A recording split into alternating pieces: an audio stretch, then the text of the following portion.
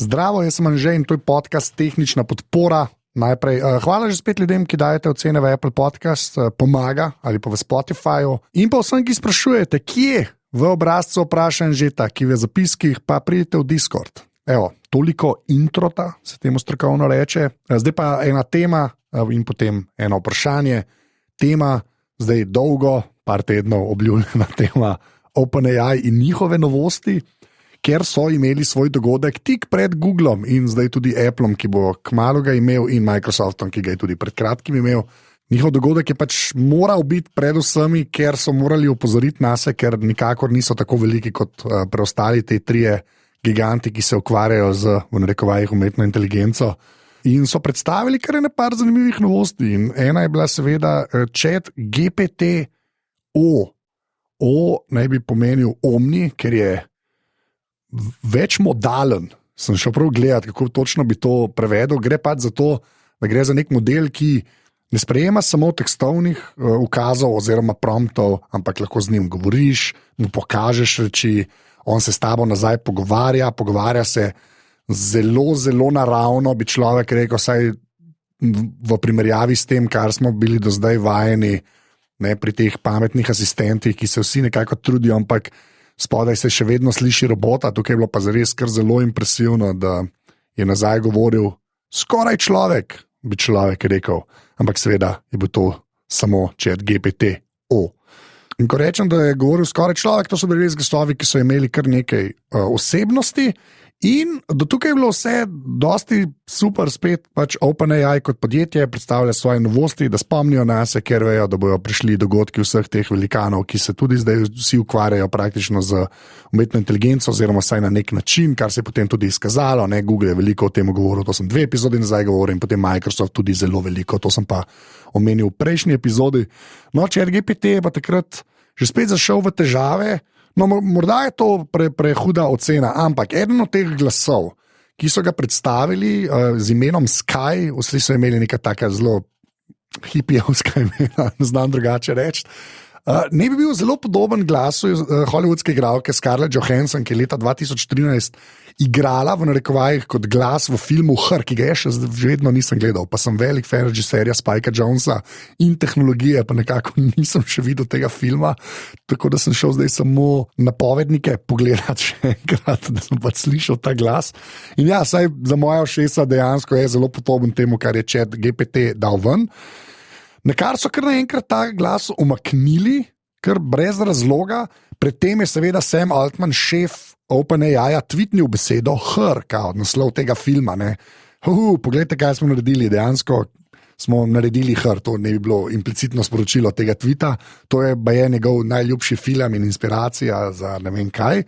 No, potem se je poglasila Scarlett Johansson, ki je rekla, ja, OpenAI me je kontaktiral, če lahko njen glas uporabijo, ne, za enega od teh glasov za ChatGPT-O, in je premislila, rekla ne, zato se raje ne bi odločila. In potem je rekla še, da jo je Sam Altman osebno klical 2 dni pred dogodkom in rekel, če se je slučajno premislila, in rekla, da ne. In potem se je vseeno zgodil ta glas Sky. OpenAI je potem objavil nek zapis na svoji strani, sem ga seveda tudi polinkal v zapiskih, kjer so razlagali, poglejte, kako smo izbirali glasove za ChatGPT-O, kjer so nekako razložili, da nima to veze s Scarlett Johansson, čeprav neposredno. Potem je prišel ven članek v Washington Postu, kjer je novinarka govorila z igralko, ki je potem bila izbrana za ta glas in njenim agentom, in sta rekla, da OpenAI nikoli ni rekel, tvoj glas je pa podoben hollywoodski igralki Scarlett Johansson in te bomo za to uporabili. Kar je nekako saj malo opralo OpenAI, da niso si kar vzeli glasu Scarlett Johansson, ampak so potem prihajali še dodatno poročanje, da je Sam Altman tukaj malo soliral, delal mimo ekipe, da ekipa ni vedela, da on Scarlett Johansson sprašuje, in je pač neka taka zmeda. Zdaj, same podrobnosti, toliko, kolikor jih je prišlo v javnost, so dovolj, da vsaj podvomiš v to, da kakšna je bila motivacija, ne, pri izbiri tega glasu. Več kot očitno je šlo za poskus imitiranja Scarlett Johansson ali pa vsaj tistega lika robota iz Her, iz tistega filma, Se je pa potem okrog tega že spet začela ta debata, kaj ta podjetja točno jemljejo, ko učijo te modele. Jaz sem v tem podkastu že večkrat govoril o tej temi, ampak se mi zdi vredno tukaj še enkrat omeniti, ker očitno gre za podjetja, ki pač več ali manj samo jemljejo stvari na internetu oziroma kjerkoli jih najdejo, učijo svoje modele in potem upajo na najboljše. Ne. Zdaj, večkrat sem že povedal, da nekatera druga podjetja dejansko plačujejo tistim, ki ustvarjajo vsebine na spletu. Zdaj, ali je to mediji in novinarji, ali so to igralci z njihovimi glasovi. Mislim, da nek precedens tudi že obstaja, ker je Amazon dejansko plačal igralcev, da je uporabil njegov glas za njihovega pametnega pomočnika. Tako da tukaj obstajajo neke poti, kjer lahko podjetje pač odkupi pravice in se potem te reči uporabljajo. Ne? Pri OpenAI je pa dostikrat občutek, da bomo raje najprej vzeli in potem videli, kdo nas bo ustavil. Tukaj so pač naleteli na Scarlett Johansson, ki je ena najbolj plačanih igralk v Hollywoodu in je na neki točki tožila celo Disney zaradi nekih pogodb, tako da ne gre za človeka, ki bi nekako kar pustil, da se njegova podoba v takšni ali drugačni obliki kar tako uporablja, ne? In so kar malo naleteli na mino, bi človek rekel, kar je upravičeno.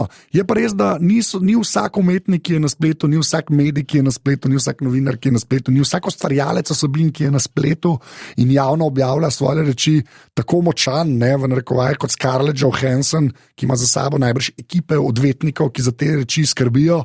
Ta podjetja pa načeloma, mi smo naše modele učili in zdaj znajo te reči početi. Tako da bi tukaj še enkrat spomnil, sem dal tudi v zapiske od Joanne Stern tisti intervju z Chief Technical Officer OpenAI, kjer se pogovarjata o tisti sori, o kateri sem tudi že naredil epizodo, kjer jo sprašuje, ali ste uporabljali YouTube videe, da ste naučili model delati te videe, ki jih sora potem kreira iz nič v narekovajih. In je res tak odgovor slab, da ne vem, kaj mislijo te ljudje, da se bo zgodilo, ko te reči izidejo. Spravi, ko OpenAI predstavi Soro, ko OpenAI predstavi GPT-4o, da jih nihče ne bo vprašal, a ni ta glas malo podoben Scarlett Johansson, pa vaš šef tvita, naslov filma pa pred dogodkom. A ni to malo čudno, če niste plačali za podobo glasu, ker sploh v ZDA res obstajajo pač precedensi, kako se te reči počnejo in so tudi zvezde oziroma igralci, znani ljudje, osebe, že tožili podjetja, ki so uporabljali kakšen njihov glas ali pa podoben glas in so dobili te tožbe, ker pač je to nekaj, zaradi česar so te ljudje prepoznavni in lahko to naučijo in če se te reči kar jemljajo, pač ni okej.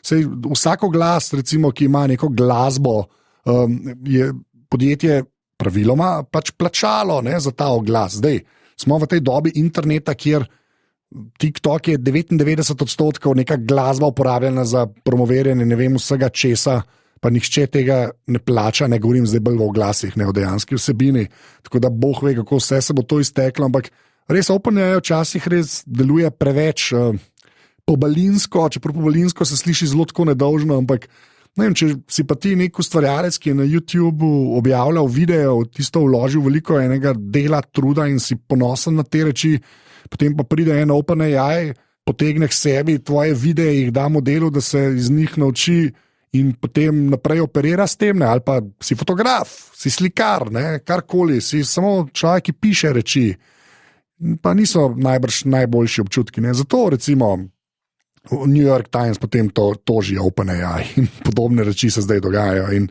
enkrat se bo ta vlak ustavil. Tako da na eni strani imamo res OpenAI kot podjetje, ki res ChatGPT-jem vedno znova impresionira samo tehnologijo, hkrati si pa tako zelo ameriško oziroma zelo poteksaško, če je to beseda, jemlje avtorske pravice oziroma razume avtorske pravice in pa vse, kar je objavljeno na internetu.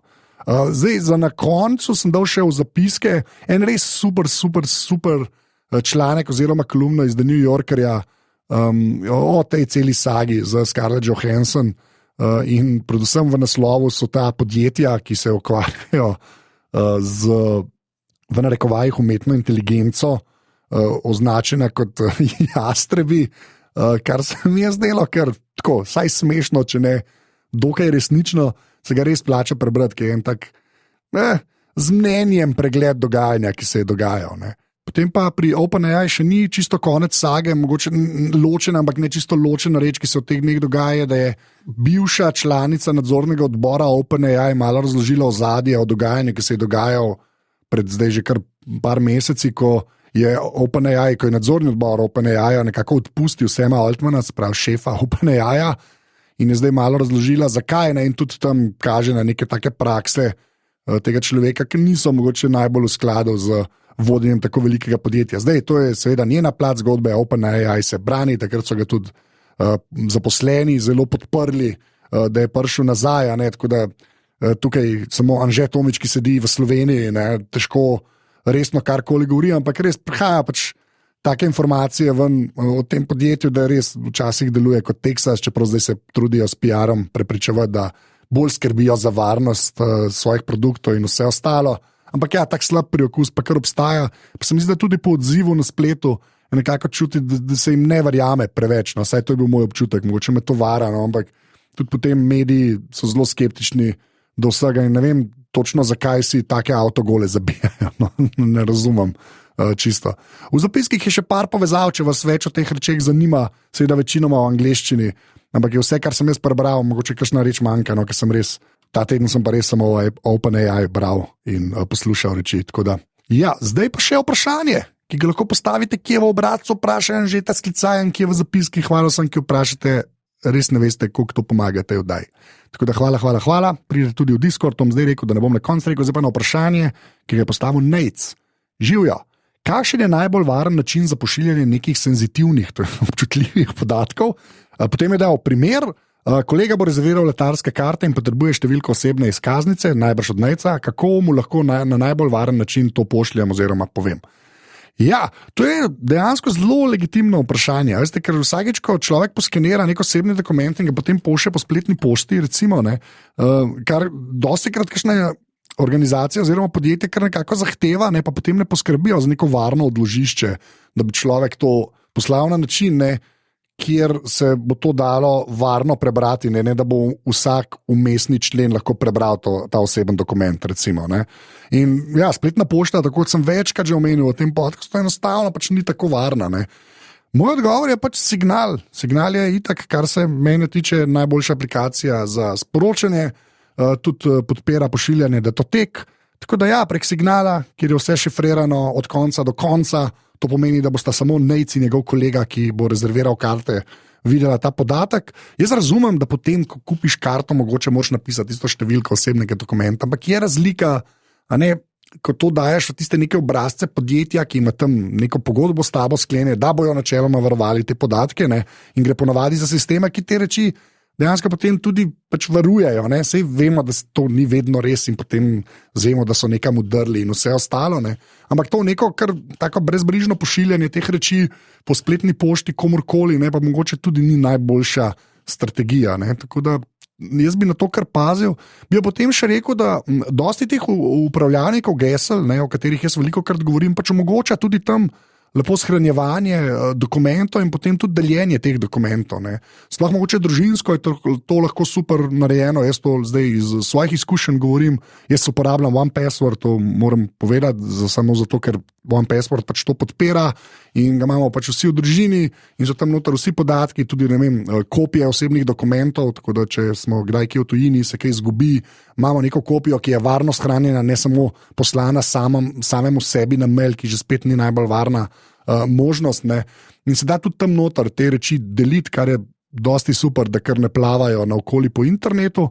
Tako da ja, no, sicer pa takole, za kolega, ki kupuje karte, Signal.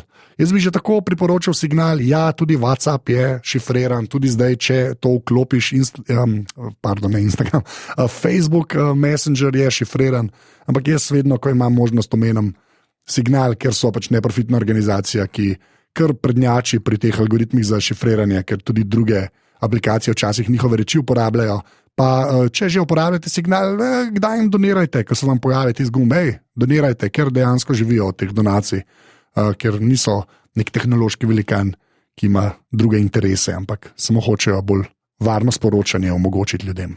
Tako da ja, evo, to je bila tema, to je bilo vprašanje, to je bila tehnična podpora, dajte kakšno oceno v Apple Podcasts ali pa delite na Instagramu, da ste poslušali epizodo, pa jo potem jaz lahko delim naprej na storijih, če me označite, jaz sem na Instagramu anzet, lahko mi tudi tam posledite.